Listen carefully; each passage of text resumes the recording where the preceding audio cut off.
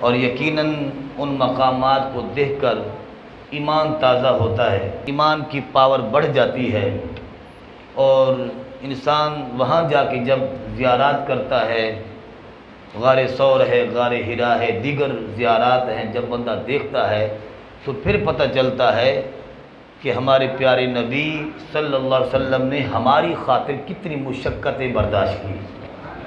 اور آج ایک ہم ہیں کہ ہمیں اسلام کی وہ قدر نہیں جو ہونی چاہیے۔ اللہ تعالیٰ کی بارگاہ میں دعا ہے کہ اللہ تعالیٰ ہمیں کامل ایمان نصیب فرمائے اور حضور کی سچی محبت نصیب فرمائے۔ حضرات محترم، حضور کی محبت کے بغیر ایمان کامل نہیں ہو سکتا، اور حضور کی محبت ایمان کی جان ہے، ایمان کی اصل ہے۔ ایک شخص وہ کروڑوں سجدے کرے، کروڑوں قیام کرے، لاکھ رکوع کرے، جتنا مرضی وہ عاجزی کرے، مگر اس کا سینہ حضور کی محبت سے خالی ہے تو عبادات منہ پر ماری جائیں گی۔ اور اگر سینے میں محبت مصطفیٰ صلی اللہ علیہ وسلم جلوہ گر ہے، سینہ مدینہ ہے، سبحان اللہ، کیا بھیا، سینہ مدینہ ہے، تو پھر انشاءاللہ تعالی نیکی کا ارادہ کرے گا، قدم بعد میں اٹھائے گا، اللہ قبول پہلے فرما دے گا۔ کیونکہ ایمان پر جو مہر لگتی ہے وہ حضور کی محبت کی بنیاد پر لگتی ہے، اسی کا بیڑا پار ہوتا ہے جس کے سینے میں میرے مصطفیٰ صلی اللہ علیہ وسلم کی محبت ہوتی ہے۔ اور یہ میں اپنی طرف سے نہیں کہہ رہا، یہ کوئی مبالغہ نہیں کر رہا، بھئی قرآن موجود ہے ہمارے پاس، حدیث موجود ہے، ہمیں چاہیے کہ ہم قرآن بھی پڑھیں، حدیث بھی پڑھیں، اور علماء حقہ کے بیانات بھی سنیں۔ جب ہم قرآن کو پڑھتے ہیں، جب ہم حدیث کو پڑھتے ہیں تو پتہ چلتا ہے کہ حضور کی محبت کے بغیر کچھ بھی نہیں ہے، اور یہ محبت ہی تو ہے جو ہمیں مسجد میں لے کے آتی ہے، یہ حضور کا پیار ہی تو ہے جو ہمیں جھکاتا ہے رب کی بارگاہ میں۔ ہم کیا جانتے تھے کہ رب کون ہے؟ کوئی بتوں کی پوجا کر رہا تھا تو کوئی درختوں کی پوجا کر رہا تھا، کوئی چاند کو خدا مانے ہوئے تھا، کوئی سورج کی پوجا کر رہا تھا، کوئی آگ کی پوجا کر رہا تھا۔ آپ نے زمین پر 12 ربیع النور شریف کی صبح کو جب قدم رکھے زمین پر، اللہ نے ہمیں اپنی معرفت عطا فرما دی، اور ہمیں پھر پتہ چلا خدا کیا ہے، مصطفیٰ کیا ہے۔ تو پھر جس محبوب کے صدقے سے رب کی پہچان ملے، اس محبوب کی آمد پر خوشیاں نہ منائیں تو اور کیا کریں؟ اس محبوب کی محبت میں ہم دم نہ بھریں تو اور کیا کریں؟ جو لوگ یہ کہتے ہیں کہ سنی یہ کیوں اس طرح کے حضور کا ذکر کرتے ہیں، کبھی کھڑے ہو کر درود و سلام پڑھتے ہیں تو کبھی بیٹھ کر الصلاۃ والسلام علیکہ یا رسول اللہ پڑھتے ہیں، خدا کی قسم ایک یہاں پر ہم درود و سلام پڑھتے ہیں، لطف اور ہے جب حضور کی جالیوں کے سامنے جا کر حضور کی بارگاہ میں درود و سلام پڑھتے ہیں تو لطف اور ہوتا ہے۔ اللہ اکبر۔ اچھا یا نبی یا نبی، زندہ باد زندہ باد۔ جب میں جالیوں کے سامنے درود و سلام پڑھ رہا تھا، الصلاۃ والسلام علیکہ یا رسول اللہ، وہ ان کا متوع وہ شرطہ آیا، مجھے کہنے لگا الصلاۃ والسلام علی رسول اللہ، میں نے کہا نہیں، الصلاۃ والسلام علیکہ یا رسول اللہ، یا حبیب اللہ، یا صاحب المعراج، یا صاحب الکمالات۔ میں نے 5 دفعہ اونچا پڑھا تو اس نے دیکھا کہ یہ بندہ فاضل لگتا ہے، وہ منہ نیچا کر کے چلا گیا۔ میں نے کہا یہ میرے مصطفیٰ کی کرم نوازی ہو گئی ہے، الحمدللہ۔ سمجھ گئے نہیں ہے؟ مقام ابراہیم پر جب دعا مانگیں یا نوافل پڑھیں تو وہاں پر بھی شرک کا فتویٰ لگاتے ہیں، حالانکہ ان کو قرآن نہیں آتا۔ اللہ فرماتا واتخذوا من مقام ابراہیم مصلی، مقام ابراہیم کو جائے نماز بناؤ۔ قرآن نہیں آتا ان کو، ان کی شرک کی مشین تیز ہو جاتی ہے، اور جب کسی عالم کے ہتھے چڑھتے ہیں تو پھر بھاگ جاتے ہیں۔ سمجھ گئے نہیں ہے؟ تو پتہ چلا کہ اگرچہ اللہ کا گھر وہاں ہے اور مصطفیٰ کا در وہاں ہے، مگر اسلام کی مٹھاس پاکستان میں ہے، ادب پاکستان میں ہے، احترام پاکستان میں ہے۔ پاکستان یہ وہ ملک ہے کہ جس کی خبر میرے مصطفیٰ صلی اللہ علیہ وسلم پہلے دے دی تھی. فرمایا صحابہ یاد رکھو تم نے مجھے دیکھا ہے، کلمہ پڑھا ہے، مگر یاد رکھو کچھ وہ لوگ بھی ہوں گے جو مجھے دیکھیں گے نہیں مگر میری محبت میں جان مال اولاد سب قربان کرنے کے لیے تیار ہو جائیں گے. اور یاد رکھو حضور نے فرمایا کہ مجھے ہند سے میری محبت کی خوشبو آتی ہے اور اسی خوشبو کا نام پاکستان ہے. اللہ اکبر کبیرہ. آپ خوش قسمت ہیں اگرچہ آپ دور ہیں مگر حضور کے قریب ہیں، حضور کے قریب ہیں. حضرت اویس کرنی رضی اللہ عنہ دور رہ کر بھی حضور کے قریب ہو گئے تھے، ابو جہل قریب ہو کے بھی دور ہو گیا تھا. سمجھے کہ نہیں ہے؟ ہمیں اپنی قسمت پر ناز کرنا چاہیے اور حضور کی محبت کے بغیر کوئی چارہ کار نہیں ہے، کوئی ایمان نہیں ہے. اور قرآن کہتا ہے قُلْ إِن كُنتُمْ تُحِبُّونَ اللَّهَ فَاتَّبِعُونِ يُحْبِبْكُمُ اللَّهُ. فرما دیجئے اے محبوب صلی اللہ علیہ وسلم اگر تم اللہ سے پیار کرتے ہو تو حضور نے یعنی اللہ نے حضور کو فرمایا کہ آپ اپنی امت کو فرما دیں فَاتَّبِعُونِ، اگر اللہ سے پیار کرتے ہو تو پھر میری غلامی کا پٹا گلے میں ڈالو. جو مصطفیٰ کی غلامی کا پٹا گلے میں ڈالے گا فرمایا پھر کیا ہوگا؟ فرمایا پہلے تم کہتے ہم خدا سے پیار کرتے ہیں، یحببکم اللہ، پھر اللہ کہتا ہے اے بندو میں تمہارے ساتھ پیار کرتا ہوں کیونکہ تم میرے نبی کے در پہ آ گئے ہو. وہ ایک خبیث ٹیکسی ڈرائیور بد عقیدہ میرے ساتھ جب مجھے کیا پتا کہ وہ بد عقیدہ ہے، بہرحال ہم نے کرایہ دیا تو جب ہم بیٹھے تو پتہ چلا کہ وہ بد عقیدہ ہے. اس کے ساتھ بات چھڑ پڑی. وہ مجھے کہتا ہے کہ نبی مردہ ہو گیا معاذ اللہ، مر کر مٹی میں مل گئے ہیں، تم کہتے ہو زندہ ہے. میں نے کہا شرم کرو، ہم کہاں کہتے ہیں زندہ ہے؟ قرآن کہتا ہے، حدیث کہتی ہے. اس نے کہا انکا میتون وانہم میتون کا کیا مطلب ہے؟ میں نے کہا تم بتاؤ نا کیا مطلب ہے. اس نے کہا اس کا مطلب مر کر مٹی میں مل گئے ہیں.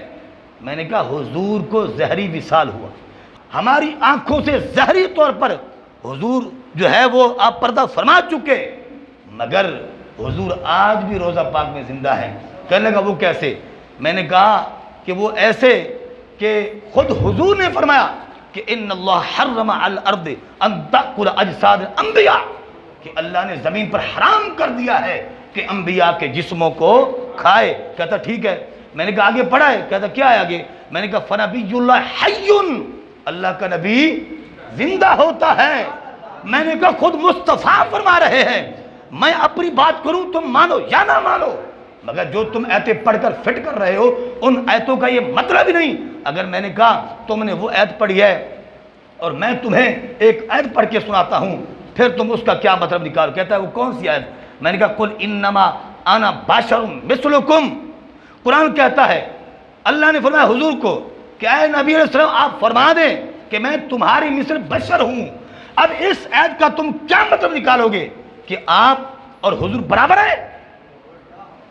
چپ ہو گیا.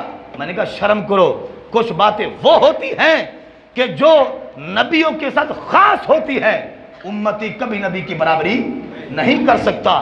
میں نے کہا ہم پر 5 نمازیں فرض ہیں اور نبی علیہ السلام پر 6 نمازیں فرض ہیں، نماز تہجد، نماز عشق. اور پھر میں نے اس کو کہا آپ کہتے نبی مر کر مٹی میں مل گیا معاذ اللہ.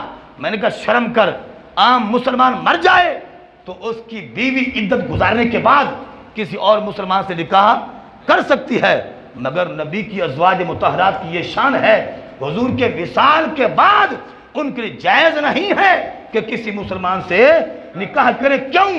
اس لیے کہ حضور زندہ ہیں. مجھے کہنے لگا پھر حضور زندہ ہیں تو پھر یہ امام دوسرا کیوں رکھا ہے؟ اور میں نے کہا شرم کرو، تم کہتے ہو کہ میں فاضل ہوں مگر تم فضول ہو. کہنے لگا وہ کیسے؟ میں نے کہا آپ کو حضور کی زندگی کا پتہ ہی نہیں کہ ہم حضور کی زندگی کا ہم مطلب کیا نکالتے ہیں. کہتے ہیں کیا نکالتے ہیں؟ میں نے کہا ہم یہ زندہ ہونے کا مطلب نکالتے ہیں کہ حضور اپنے روضہ پاک میں زندہ ہیں اور پوری کائنات کو حضور ہاتھ کی ہتھیلی کی طرح دیکھ رہے ہیں. جس جگہ چاہیں جہاں چاہیں اللہ کی عطا سے تشریف لا سکتے ہیں.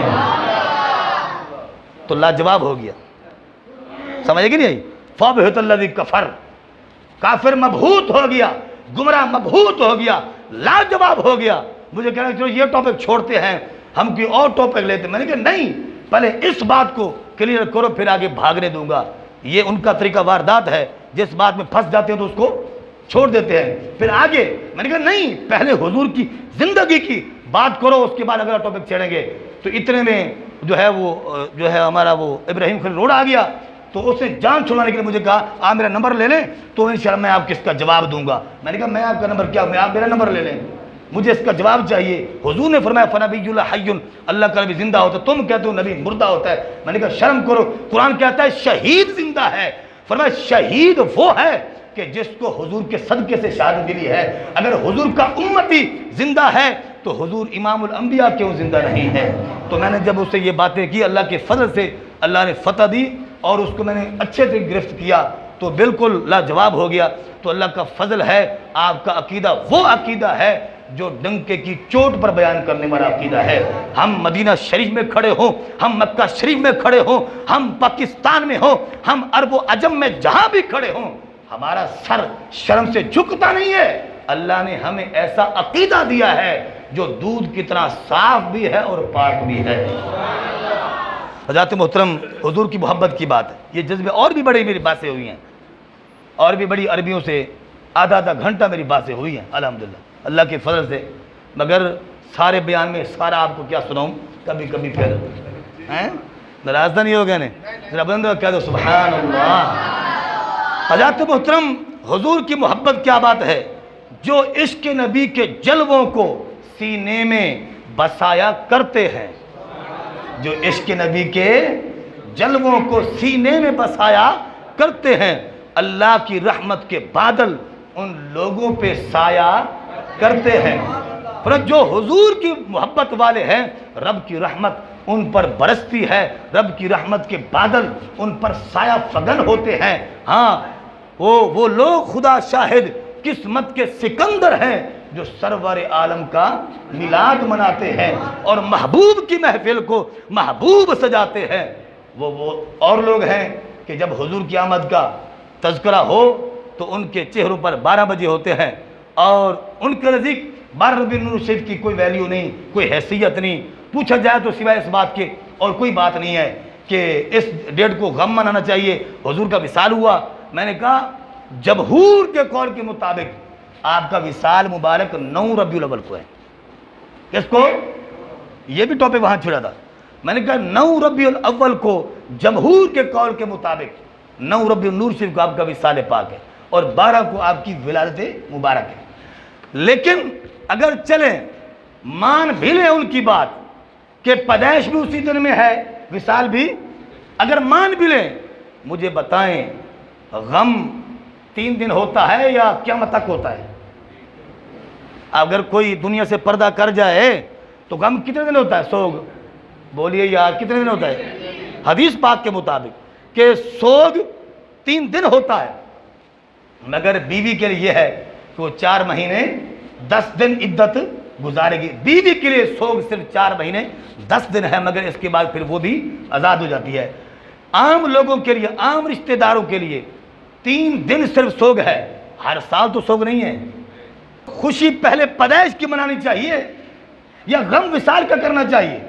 پیدائش پہلے ہوتی ہے کہ وصال پہلے؟ بتائیں، پیدائش پہلے ہوتی ہے تو پھر خوشی، جلوس اور محافل، حضور کا ذکر خیر، یہ پہلے ہونا چاہیے، اور پھر اللہ کے فضل سے ہم ہر جلوس میں، ہر محفل میں حضور کی بارگاہ میں تحفے تحائف پیش کرتے ہیں۔ تو غم کا تو یہاں تصور ہی نہیں، کیونکہ حضور زندہ ہے۔ غم تو مردوں کا منایا جاتا ہے، اور جو نبی زندہ ہو فنبی اللہ حی یرزق، تو زندہ ہے واللہ، تو زندہ ہے واللہ، میری چشم عالم سے چھپ جانے والے، آج لے ان کی پناہ، آج مدد مانگ ان سے، کل نہ مانیں گے قیامت میں اگر مان گیا۔ اگر قیامت میں حضور کی زندگی کو مانے گا تو اس وقت ماننا فائدہ نہیں دے گا، نہ کافروں کو اس وقت کلمہ فائدہ دے گا، نہ منافقوں کو، بد عقیدہ لوگوں کو اس وقت حضور کی عظمت اور شان کو ماننا فائدہ نہیں دے گا، جس نے دنیا میں حضور کو دل سے مانا، حضور کی تعظیم کی، ادب کیا، حضور کی محبت میں سانس لیے، فرمایا قیامت میں اسی کو عزتوں کے تاج پہنائے جائیں گے۔